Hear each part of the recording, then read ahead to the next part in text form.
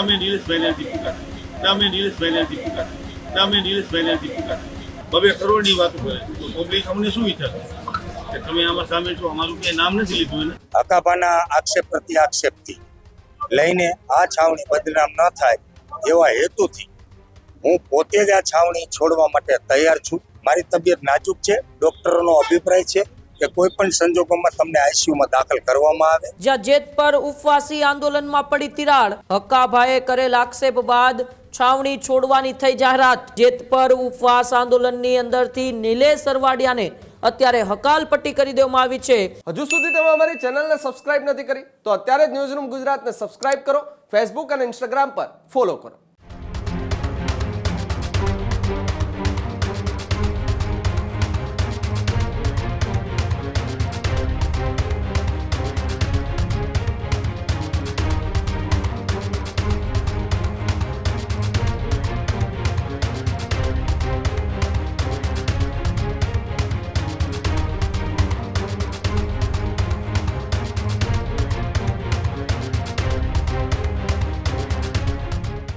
મહત્વપૂર્ણ સમાચારોની વાત કરીએ તો સમાચાર એ મોરબીના જેત પરથી સામે આવી રહ્યા છે. જ્યાં મોરબીના જેત પરથી સૌથી મોટા સમાચાર અત્યારે સામે આવી રહ્યા છે. ખેડૂત આંદોલનને લઈને આ સૌથી મોટા સમાચાર. જ્યાં જેત પર ઉપવાસી આંદોલનમાં પડી તિરાડ, ખેડૂતોએ નિલેશ સરવાડિયાની કરી હકાલપટ્ટી. ખેડૂતોએ નિલેશ સરવાડિયાને છાવણી છોડવાનું કહ્યું. હક્કાભાઈએ કરેલ આક્ષેપ બાદ છાવણી છોડવાની થઈ જાહેરાત. કરોડોમાં વેચાઈ ગયાના આક્ષેપ બાદ છાવણીમાંથી નિલેશ સરવાડિયાને દૂર કરાયા. આંદોલન સમિતિએ મીડિયા સામે પ્રતિક્રિયા પણ આપી. ખેડૂતોએ નિલેશ સરવાડિયાને દૂર કરવાનો નિર્ણય કર્યો છે. આંદોલનને બચાવવા ખેડૂતો દ્વારા મોટો નિર્ણય લેવામાં આવ્યો છે. ત્યારે હક્કાભા ગઢવી દ્વારા પત્રકાર પરિષદ કરવામાં આવીને પત્રકાર પરિષદમાં નિલેશ સરવાડિયાને લઈને જે ખુલાસા કરવામાં આવ્યા, નિલેશ સરવાડિયા ઉપર કરોડો રૂપિયા માંગવાનો જે આક્ષેપ કરવામાં આવ્યો એ ઓડિયો ક્લિપ વાયરલ થઈ. એ ઓડિયો ક્લિપ બાદ હવે ખેડૂત સમિતિ આ સૌથી મોટો નિર્ણય કર્યો છે અને જેત પર ઉપવાસ આંદોલનની અંદરથી નિલેશ સરવાડિયાને અત્યારે હકાલપટ્ટી કરી દેવામાં આવી છે. ખેડૂતોએ નિલેશ સરવાડિયાને કહી દીધું કે તમે છાવણી છોડી દો. ખેડૂતોના ગદ્દારને એ આ છાવણીમાં બેસવા દેવામાં નહીં આવે. કારણ કે જે પ્રકારે ઓડિયો ક્લિપ વાયરલ થઈ, ઓડિયો ક્લિપની અંદર કરોડો રૂપિયાના સોદાની વાત થઈ રહી છે. ખેડૂત આંદોલન, જે ખેડૂત આંદોલનના આગેવાનો ઉપર ખેડૂતોને ભરોસો હોય છે, તે જ ખેડૂત આંદોલનના આગેવાન જો ખેડૂત આંદોલનનો સોદો કરે તો પછી ખેડૂતો ક્યારેય સહન ન કરે. અને તેવું જ નિલેશ સરવાડિયા સાથે અત્યારે કરવામાં આવ્યું છે. નિલેશ સરવાડિયાને કહી દેવામાં આવ્યું છે કે તમે અત્યારે જ જેત પરની આ ઉપવાસ છાવણી છોડીને જતા રહો. કારણ કે જે રીતે કરોડો રૂપિયામાં તમે આ ખેડૂત આંદોલનનો સોદો કરવા નીકળ્યા હતા તેનાથી ખેડૂતોની લાગણીને ઠેસ પહોંચી છે. આવો આપણે ખેડૂત સમિતિના સભ્યને સાંભળીએ અને ખેડૂત સમિતિનો નિર્ણય સાંભળીએ, જેમાં નિલેશ સરવાડિયાને લઈને ખેડૂત આગેવાનો શું કહી રહ્યા છે. રાજુભાઈ, આજે તમે કંઈક નિર્ણય કર્યો છે નિલેશભાઈને છાવણી છોડવાનો, શું કહેશો? એ તો આ જો હક્કાભાનો અને નીલેશભાઈનો ઓડિયો વાયરલ થયો છે, અમારે સુધી પહોંચ્યો છે.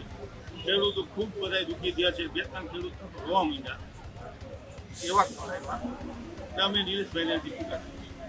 રાજુભાઈ, એનું અનશન ચાલુ રહેશે કે શું? એના માટે શું કરશો? એમાં હવે ડૉક્ટરના રિપોર્ટ કરે. અમારે તો એવી ગણતરી છે કે કોઈને કાંઈ ઇડલી કે કાંઈ બગડે એવું કંઈ ઈચ્છતા નથી ખેડૂતમાં આવ્યું.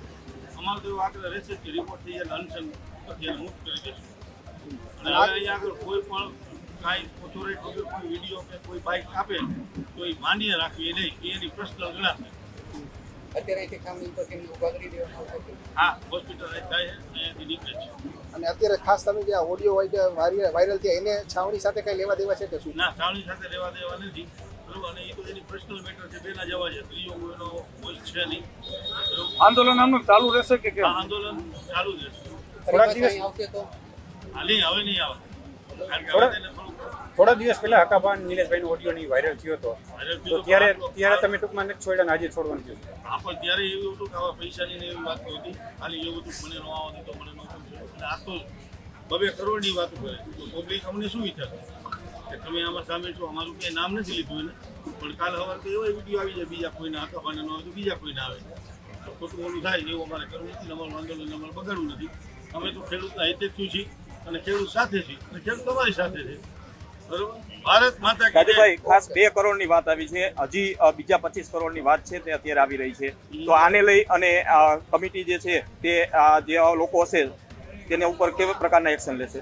જો એ અમારી સુધી આવી નથી હજી, પણ આવે અને અમારું નામ હશે તો અમે સ્ટેટમેન્ટ આપશું, અમારે યોગ્ય લાગે. છાવણીથી જવાનું કહેવામાં નથી આવ્યું. છાવણીમાં હું પહેલા દિવસથી આ આંદોલન સાથે જોડાયેલો છું. સમિતિ સાથે ચર્ચા કરી, હકાભાના આક્ષેપ પ્રતિ આક્ષેપથી લઈને આ છાવણી બદનામ ન થાય એવા હેતુથી હું પોતે જ આ છાવણી છોડવા માટે તૈયાર છું.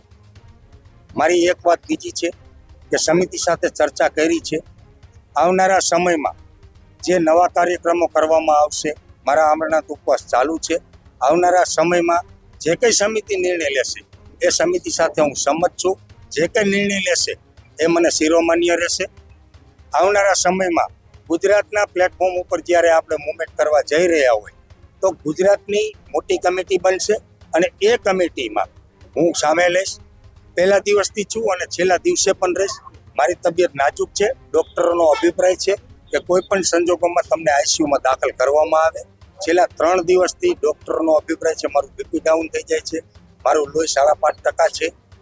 તો એ સંદર્ભે મારો પણ નિર્ણય છે કે મારા હિસાબે આ ખેડૂત ભાઈઓની જે યુનિયન અને તાકાત થઈ છે, આખા ગુજરાતના ખેડૂતોએ જે સમર્થન આપ્યું છે અને સરકારને ઝુકાઈ છે, ક્યાંક ને ક્યાંક સરકાર ઈચ્છે છે કે આ છાવણી વિખાઈ જાય, આ છાવણીનું ઉઠમણું થઈ જાય અને આ આંદોલન વિખાઈ જાય. પણ હું નથી ઈચ્છતો કે આ છાવણીને કાંઈ પણ આંચ આવે.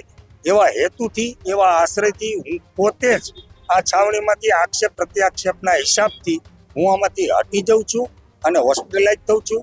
મારા અમરનાથ ઉપવાસ ચાલુ રહેશે અને સમિતિ જે કંઈ નિર્ણય લેશે એ મને શિરોમાન્ય અને સંમત રહેશે.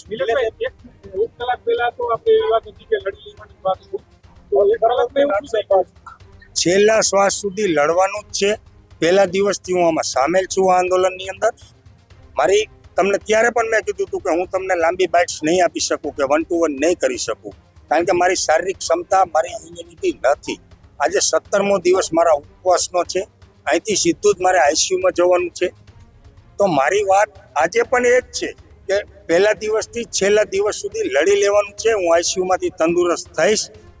સમિતિ જે કંઈ નિર્ણય કરશે એ સમિતિની સાથે છું. ખેડૂત ભાઈઓ છે ખેતરમાં ડ્રોન ઉડાવતા હોય છે ત્યારે આપણે એક પ્રશ્ન સતાવતો હોય છે કે જે આપણે અત્યાર સુધી જીપીએસ ટેકનોલોજી વાળા ડ્રોન વાપર્યા છે, જેથી કરીને મોબાઈલ ટાવર છે અથવા તો હાઈ ટેન્શન લાઇન પસાર થતી હોય, કોઈ વૃક્ષો હોય, ત્યારે જે જીપીએસ ટેકનોલોજી વાળા ડ્રોન છે એમાં ટકરાય અને ટ્રેસ થાય છે.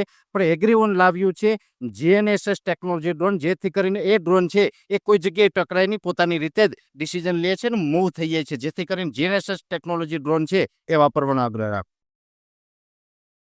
હજુ સુધી તમે અમારી ચેનલને સબસ્ક્રાઇબ નથી કરી તો અત્યારે જ ન્યૂઝરૂમ ગુજરાતને સબસ્ક્રાઇબ કરો, ફેસબુક અને ઇન્સ્ટાગ્રામ પર ફોલો કરો.